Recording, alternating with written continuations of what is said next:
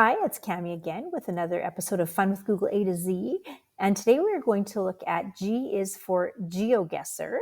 And while Geoguessr itself is not an actual Google product, it relies on Google's Streetview, and it is a fun and addicting game that builds incredible critical thinking skills and geographical awareness. So we're going to come over here to geoguessr.com.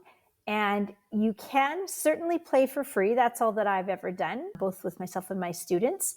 But you have to have an account. So even if I click on play for free now, it'll prompt me to sign up. So as you can see here, there are lots of different ways to play. There's world geography, famous places, which is a whole different set of skills. And there is Canada. So I like to play in Canada. So in the free version, it only lets you play for 5 minutes at a time. It forces you to take a 10-minute break, and then it will give you another 5 minutes afterwards. GeoGuessr gives you a series of 5 places to guess within each section. If you're in the middle of that, when your 5 minutes runs out, it will save your progress, and then when you come back the next day or after your 10 minutes is up, it will put you right back into the spot where you were and allow you to continue. So I'm going to press Canada. I'm going to go single player and then start. And so right away it gives me this street view. I can see that I'm in a major city. It looks like it's one of those bridges that opens up. I'm sure there's a name for that. So what you do is you come along here. It will not give you access to license plates. Those are all blanked out. So we're looking for types of buildings. We might see signs on buildings, street signs. Anything that we might look at, is the language in French or is it in English? What types of cars do we see? What type of people do we see? What are the age of the buildings, the architecture of the buildings? Are lots of people on foot? Are there mostly cars? Are there mostly trucks? Now right here, I can see that this is an older looking downtown. Okay, so if I look at this sign right here, I think this says Victoria, and this could certainly be Victoria. So now I'm going to come over to the map of North America, and I'm going to come on in here. Now, if I wanted to get really specific, we could even try to find the exact street, but for this game, even just getting close. All right, so I've zoomed into downtown Victoria.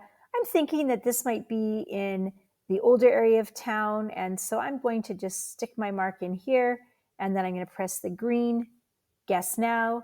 And I am within 438 meters, less than a kilometer. So that is super close. That is a lot of points. So I'm going to go to play next round. It gives me another spot. I can see that this is a marine spot. I see that the stop sign has both French and English.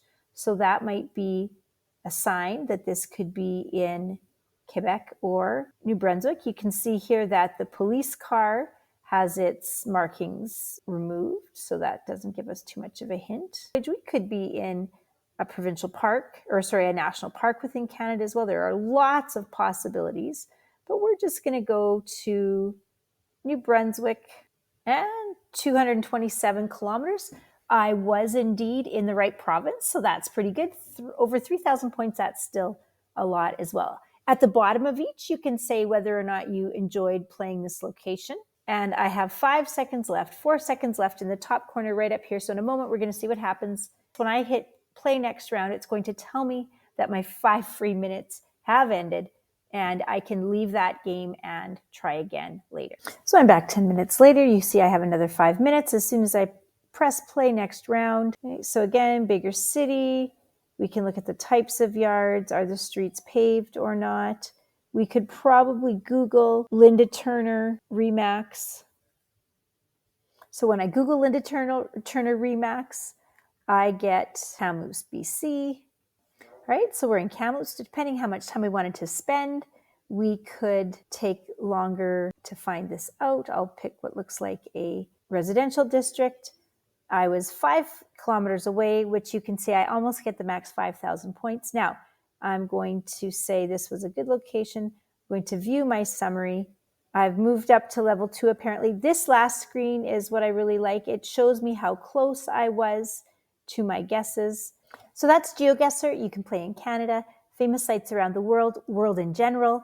And even with that 5 minutes, what if you played the 5 minutes before lunch or the 5 minutes before recess, or any time that you had 5 minutes, you're in, you're out, you do a clue or two. It's fascinating to see how students start to develop critical thinking skills. The questions and the things that they observe is truly worth the time invested in geoguessr.com. Be sure to check out some more geographical related issues of Fun with Google A to Z.